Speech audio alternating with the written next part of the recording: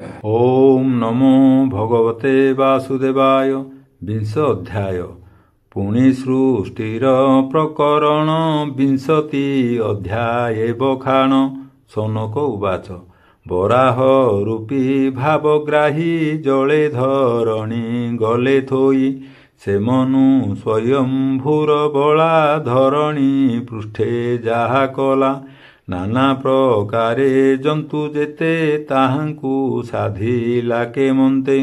ज्येष्ठ भ्राता जे धृतराष्ट्र ता पुत्र दुर्योधन दुष्ट।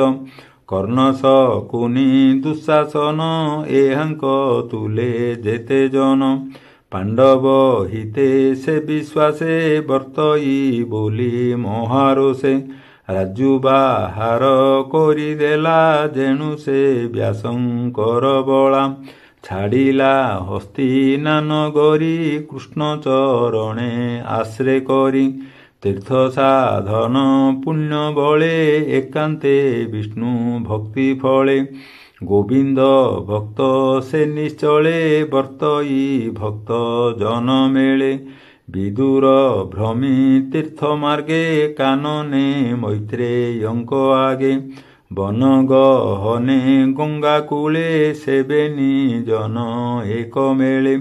विदुर किबा प्रश्न कला कहिबा मोते विष्णु लीला। से विष्णु कथा वाक्य सार श्रुति गोचरे सुधाधार। जेसने गंगा स्नान कले सेतिनी तापरु धरे। गोविंद कथा सेहि मते पाप न रहे अंतर्गते। कृष्ण चेष्टित भाव जेते भोमुनि कह मो अग्रते। कृष्णर लीलामृत रसे रसई जार श्रुति ग्रासे। से काहीं छाड़े कृष्ण कथा जेणे हरई भव व्यथा। नैमिषारण्ये मुनि गणे से उग्र श्रवार चरणे। प्रणत होई न कहिले विष्णुर कथा कह भले। से उग्र श्रवा विष्णु पदे मनकु निवेशी आनंदे। कहिले शुण मुनिगण कहिबी श्रीहरिर गुण। सुत उवाच। विष्णु शुकर रूप धरी धरणी पातालु धरी। लीला विहारे हिरण्याक्ष गोविंद माइले प्रत्यक्ष। से कथा शुणी तोष चित्ते अश्रुपुलक रोम गात्रे। मैत्रेय पादे देई शिर आनंदे पुच्छई विदुर। विदुर उवाच। नाभिरु ब्रह्मा अवतार से प्रजापतिंक ईश्वर। प्रजापतिंकु जात कला सृष्टि सर्जने आज्ञा देला। मरीचि आदि सप्ततनु अपरे स्वयं भुव मनु। पितार आदेशे समस्ते ए सृष्टि सर्जिले केमंते। भार्या सहिते जोगमते कियबा सर्जिले स्वतंत्रे। किबा सकल एक मेले सृष्टि सर्जिले अंतराले। किबा धरणी जले स्थापी प्रजा सर्जिले विश्वरूपी। से पुणी किबा कले परे तो बिनु केबा कहि पारे। तुम्भे आगत अनागत सकल विषये विदित। ब्रह्मांक आज्ञा घेनि शिरे जगत कले कि प्रकारे। मैत्रेय उवाच। शुण विदुर एक चित्ते जे सृष्टि पद्म कल्प अन्ते। से काल रूपी विश्वनाथ जामाया बळे जगत। सोमाया बळे क्षोभ पाई महत रूप से धरई। रज प्रधाने तिनि गुणे कल्पिला दैव प्रेरणे। से भूत आदि जे महत अग्रेसर जिला पंचभूत। शबद आदि पंचगुणे मिलिले सृष्टिर कारणे। जे ज्ञानेन्द्रिय चक्षु आदि जे कर्मेन्द्रिय हि बागादि ଶବ୍ଦାଦି ଯେତେକ ହୋଇଲେ ସୃଜନେ ଅସମର୍ଥ ହେଲେ ସେ ପୁଣି ଏକ ରୁଣ୍ଡ ହୋଇ ଦୈବ ଶକ୍ତିର ବଳ ପାଇ କଳ୍ପିଲା ହେମମୟ ଅଣ୍ଡ ଯାହାକୁ ବୋଲନ୍ତି ବ୍ରହ୍ମାଣ୍ଡ ସେ ଅଣ୍ଡ କୋଶ ମହାଜଳେ ପଡ଼ି ଭାସଇ କାଳ ବଳେ ସେ ପୁଣି ସହସ୍ର ବରଷେ ସେ ମହାର୍ଣ୍ଣବ ଜଳେ ଭାସେ ସେ ଅଣ୍ଡ କୋଶ ମଧ୍ୟ ହରି ଶୋଏ ଅନନ୍ତ ଶଯ୍ୟା କରି ତା ନାଭି ପଦ୍ମକୋଶ ସଲିଳେ ହୋଇଲା ପ୍ରକାଶ ସେ ପଦ୍ମ ନିଜ ତେଜ ପୁଞ୍ଜେ ସହସ୍ରେ ରବି ରଶ୍ମି ଗଞ୍ଜେ ସେ ପଦ୍ମ ମଧ୍ୟେ ସର୍ବଜନ୍ତୁ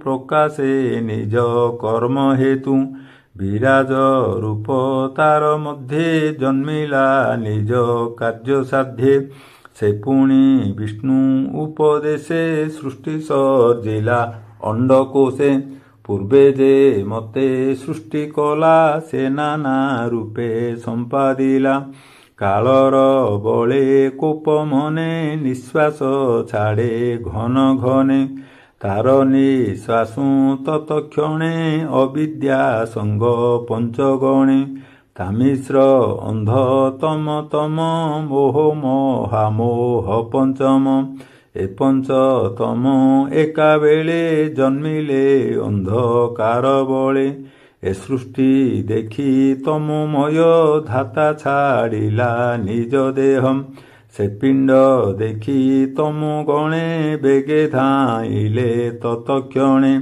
ସେ ଦେହ ମଧ୍ୟେ ସନ୍ଧ୍ୟା ମିଶି ତମେ ରଜନୀ ପ୍ରାୟ ଦିଶି କ୍ଷୁଧାତୃଷାର ଅତି ବଳେ ସର୍ବେ ମିଳିଲେ ଏକ ମେଳେ ଥୋକେ ବୋଲନ୍ତି ରଖ ରଖ ଥୋକେ ବୋଲନ୍ତି ବେଗେ ଭକ୍ଷ ତକ୍ଷଣେ ବ୍ରହ୍ମା ଭୟ ପାଇ ବୋଲେ ତାହାଙ୍କ ମୁଖ ଚାହିଁ ଏ ପିଣ୍ଡ ରଖ ହୋ ନ ଭକ୍ଷ ଏଣୁ ହୋଇବ ଯକ୍ଷ ରକ୍ଷ ତୁମ୍ଭେ ଯେ ଯକ୍ଷ ରକ୍ଷ ଗଣ ମୋର ବଚନ ଏବେ ଶୁଣ ତୁମ୍ଭେ ମୋହର ପ୍ରଜା ହୁଅ ଏମନ୍ତ କହି ପିତାମହ ସୃଜିଲା ଦେବ ସ୍ତ୍ରୀ ଗଣ ଦେବଙ୍କ ଭୋଗ୍ୟ ଯେ ପ୍ରମାଣ ଦିବସ ରୂପା ସେ ସାକ୍ଷାତେ ସର୍ଜିଲା କ୍ରୀଡ଼ାର ନିମିତ୍ତେ ବ୍ରହ୍ମା ସାତ୍ବିକ ମନୋଭାବ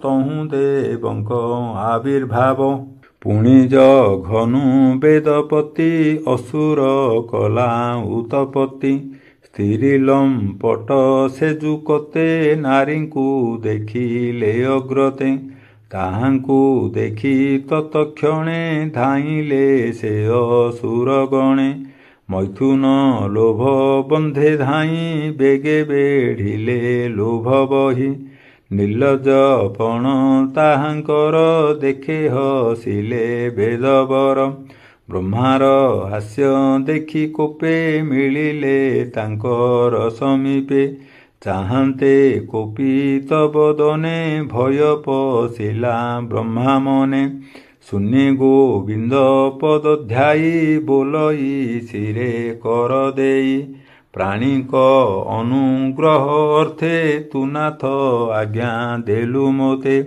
ସୃଷ୍ଟି କରଇ ତୋର ବୋଲେ ତୋ ଅନୁରୂପ ଏ ଶୟଳେ ତୁ ମୋତେ ରଖ ଚକ୍ରଧର ଏ ଗଣେ ମହାଭୟଙ୍କର ଏ ଯେବେ ଭକ୍ଷୀ ବେଟି ମୋତେ କେମନ୍ତେ ସର୍ଜିବି ଜଗତେ ବ୍ରହ୍ମା ବିକଳ କର୍ଣ୍ଣେ ଶୁଣି ବୋଇଲେ ପ୍ରଭୁ ଚକ୍ରପାଣି ଏ ଦେହ ଘୋର ଭୟଙ୍କର ବେଗେ ତୁ ଛାଡ଼ ଏ ଶରୀର ଶୁଣି ଗୋବିନ୍ଦର ବଚନ ତକ୍ଷଣେ ଛାଡ଼ିଲା ଜୀବନ ସେ ଦେହ ସନ୍ଧ୍ୟା ରୂପ ହୋଇ ରୂପେ ଅସୁର ମନ ମୋହି ନାନା ଅଳଙ୍କାର ସାଜେଣି ଚରଣେ ନୂପୁର ବାଜେଣି ମଦ ବିହଳିତ ଲୋଚନ ଦୁକୁଳେ କଟି ଶୋଭାବନ କଟି ମେଖଳା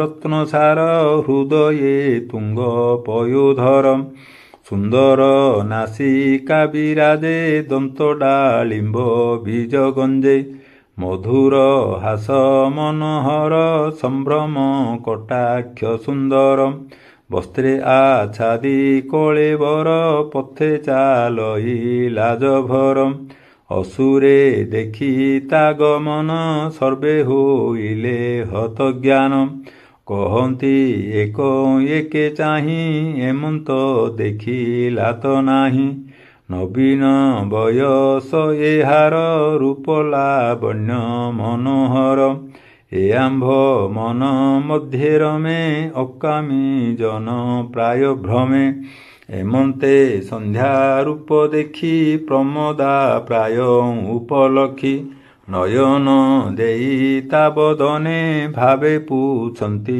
ଅନ୍ୟେ ଏମନ୍ତ ବହୁତ ବିଚାର କରିନ ସକଳ ଅସୁର ପ୍ରଣୟ ବସେ ପ୍ରମୋଦାର କରିଣ ବହୁତ ସତ୍କାର କୁବୁଦ୍ଧି ପଣରେ ଅସୁର ପୁଛିଲେ ତାକୁ ବାର ବାର ଭୋରମ୍ଭା ଉରୁ ସୁକଲ୍ୟାଣୀ ପ୍ରମୋଦା କୁଳ ଶିରୋମଣି କାହାର ପତ୍ନୀ ତୁ ବୋଲାଉ କହ ତୁ ଉପୁଜିଲୁ କାହୁଁ କହ ତୁ ତୋର କିସ ନାମ କି ପ୍ରୟୋଜନେ ତୋ ଗମନ ତୋ ରୂପ ଗୁଣେ ହୋଇଛନ୍ନ ଆମ୍ଭର ସ୍ଥଗିତ ଲୋଚନ ତୋହର ରୂପ ଗୁଣ ରାଶି ଆମ୍ଭର ପ୍ରଭାକୁ ବିନାଶୀ ଆମ୍ଭର ପୂର୍ବ ଭାଗ୍ୟ ଫଳେ ମିଳିଲୁ ଆମ୍ଭର ଛାମୁରେ କନ୍ଦୁକ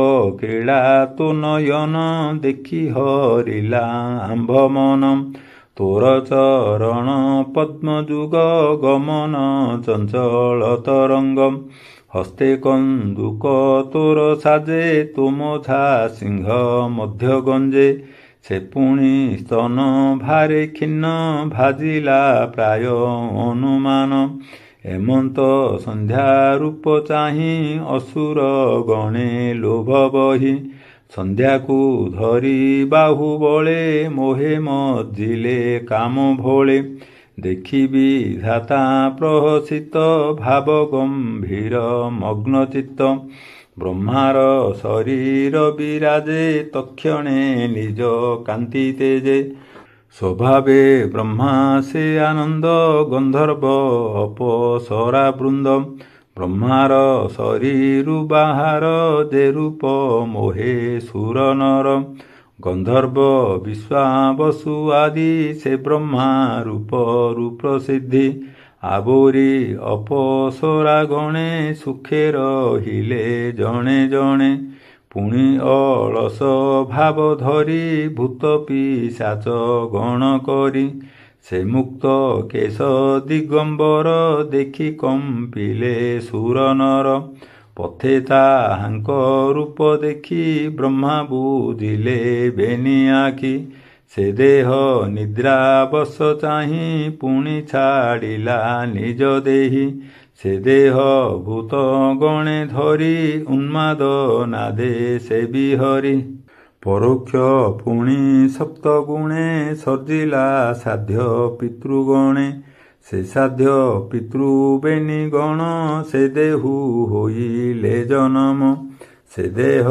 ପାଇ ତୋଷ ଚିତ୍ତ କର୍ମକୁ ବିଦେ ଯେ ବିଦିତ ସେ ସିଦ୍ଧ ବିଦ୍ୟାଧର ଗଣେ ଜାତ ହୋଇଲେ ତତକ୍ଷଣେ ସ୍ୱଭାବେ ତେଜ ଅନର୍ଗଳା ତାହାଙ୍କୁ ଅନ୍ତର୍ଧାନ ଦେଲା ବିଧାତା ପ୍ରତିବିମ୍ବ ବଳେ ଦେଖିଣ ମନର ନିଶ୍ଚଳେ କିନ୍ନର କିମ୍ପୁରୁଷ ଜାତି ପୁଣି ସର୍ଜିଲା ପ୍ରଜାପତି ମିଥୁନ ଭାବେ ବୀଣା ବାଇ ଦେବଙ୍କ ତୁ ସେ ଗୀତ ଗାଇ ଏବେ ତୁ ଶୁଣ ହେ ବିଦୁର ବ୍ରହ୍ମାର ସୃଷ୍ଟିର ପ୍ରକାର ସେ ସୃଷ୍ଟି ଚାହିଁ ପ୍ରଜାନାଥ ମନରେ ହୋଇଲା ଚିନ୍ତିତ ଏ ସୃଷ୍ଟି ବୃଦ୍ଧି ତ ନୋହିଲା ଚିନ୍ତାରେ ବହୁତ ଶୋଇଲା ତାହାଙ୍କୁ ସର୍ଜି ବେଦବର ତକ୍ଷଣେ ଛାଡ଼ି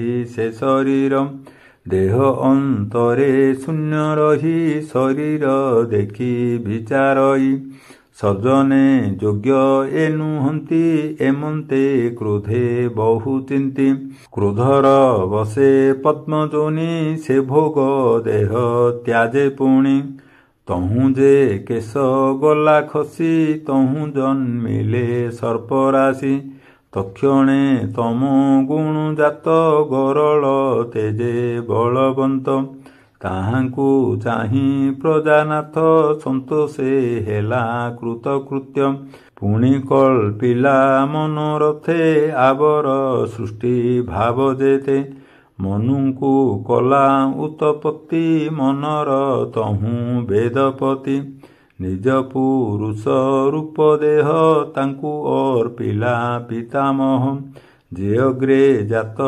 ହୋଇଥିଲେ ତାକୁ ପ୍ରଶଂସା ବହୁ କଲେ ଏମନ୍ତେ ବ୍ରହ୍ମା ସୃଷ୍ଟି ଚାହିଁ ବିବୁଧେ ତାର ଗୁଣ ଗାଇ ବୋଲନ୍ତି ଧନ୍ୟ ବେଦପତି ସୃଷ୍ଟି ସର୍ଜନେ ଦୃଢ଼ମତି ଏଣେ ହୋଇବ ସର୍ବଯୋଗ ଆମ୍ଭେଲ ଭିଭୁ ହବିର୍ଭାଗ ଅନେକ ତପ ଯେଣୁ କଲା ଶୂନ୍ୟ ଗୋବିନ୍ଦ ଆଜ୍ଞା ଦେଲା ନିଜ ସାଧନେ ତପ ବଳେ ଏ ସୃଷ୍ଟି କଲା ବୁଦ୍ଧି ବଳେ ତପସ୍ୟା ବିଦ୍ୟା ଆସନାଦି ଅଷ୍ଟାଙ୍ଗ ଯୋଗ ସୁସମାଧି ପୁଣି ସଜିଲା ଋଷିଗଣ ସ୍ୱବଶ କରି ଇନ୍ଦ୍ରିଗଣ ଏମନ୍ତ ଋଷି ସୃଷ୍ଟି କଲା ଆପଣା ଦେହ ଅଂଶ ଦେଲା ଏମନ୍ତେ ସୃଷ୍ଟିର କାରଣ ବିଧାତା ରୂପେ ନାରାୟଣ କରଇ ପୁଣ ପୁଣ ଭାବେ ତାର ଭକତ ଜନ ଲାଭେ ଏମନ୍ତେ ଭାଗବତ ବାଣୀ ମୈତ୍ରେୟ ମୁନି ଆଗେ ଭଣି ବନେ ପିପଳ ବୃକ୍ଷ ମୂଳେ ଶ୍ରୀକୃଷ୍ଣ ରୂପ ତ୍ୟାଗ କାଳେ ସେ କଥା ପରୀକ୍ଷିତ ଆଗେ ମୁନି କହିଲେ ପ୍ରିୟ ଭାବେ ହରିଚରିତ ଭାଗବତ କହିଲା ବିପ୍ର ଜଗନ୍ନାଥ ଇତି ଶ୍ରୀମଦ୍ଭାଗବତେ ମହାପୁରାଣେ ପାରମହଂସ୍ୟାଂ ସଂହିତାୟାଂ ତୃତୀୟ ସ୍କନ୍ଧେ ସୃଷ୍ଟି ସର୍ଜनं ନାମ ବିଂଶୋऽଧ୍ୟାୟः श्रीकृष्णं समर्पणमस्तु। ओम नमो भगवते वासुदेवाय।